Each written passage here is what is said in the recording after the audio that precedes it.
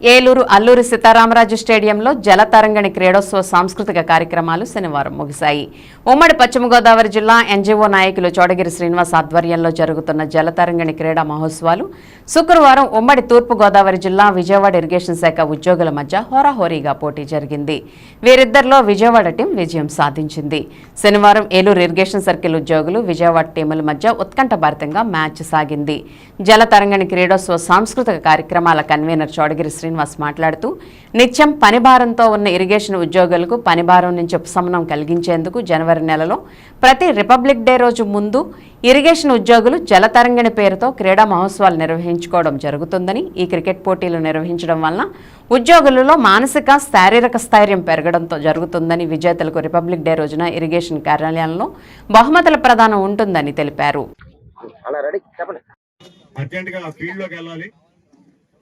Time లేదు, మళ్ళీ walkers వీళ్ళందరూ ప్లేయర్స్ వస్తే ఐసీఆర్ఎంసీ ఏలూరు టీం ఈ ఫైనల్ మ్యాచ్ అయిన తర్వాత రేపు రిపబ్లిక్ డే సందర్భంగా ప్రైజ్ డిస్ట్రిబ్యూషన్ కూడా ఉంటుంది. ఎవరు సిఈ గారు ఉంటే సిఈ గారి చేతుల మీదుగా, ఎస్సీ గారు ఉంటే వారి చేతుల మీదుగా ప్రైజ్ డిస్ట్రిబ్యూషన్ కార్యక్రమం కూడా ఉంటుంది. దయచేసి players please get ready, umpires are ready there.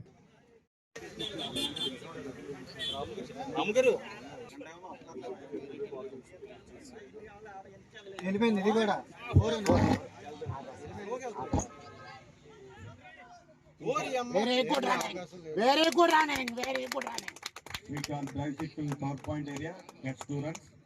Jalatarangini క్రీడోత్సవాలలో భాగంగా నిన్న ఈరోజు ఏలూరు ఏఎస్ఆర్ స్టేడియంలో క్రికెట్ పోటీలు జోనల్ వైజ్గా నిర్వహించడం జరిగింది.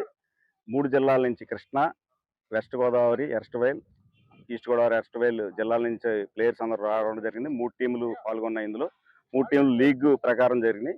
ఫైనల్స్కి Eluru west Godavari erstwhile team, అలాగే విజయవాడ ఎర్స్ట్వైల్ కృష్ణా టీము రావడం జరిగింది. కాబట్టి ఇప్పుడు ఫైనల్ మ్యాచ్ని నిర్వహిస్తా ఉన్నాం.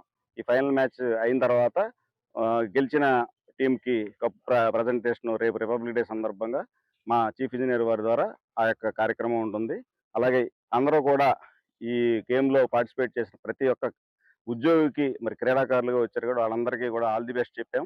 అలాగే వాళ్ళందరూ కూడా చాలా ఉత్సాహంగా, ఉల్లాసంగా ఈ కార్యక్రమంలో పాల్గొన్నారు. అలాగే ఈ ఉద్యోగులు ఎవరైతే వీళ్ళందరూ కూడా మరి పని ఒత్తిడిలో ఉండి వాళ్ళ యొక్క సమస్యలు ఎన్నున్నా కూడా మరి ఇక్కడికి వచ్చి ఒక ఉల్లాసంగా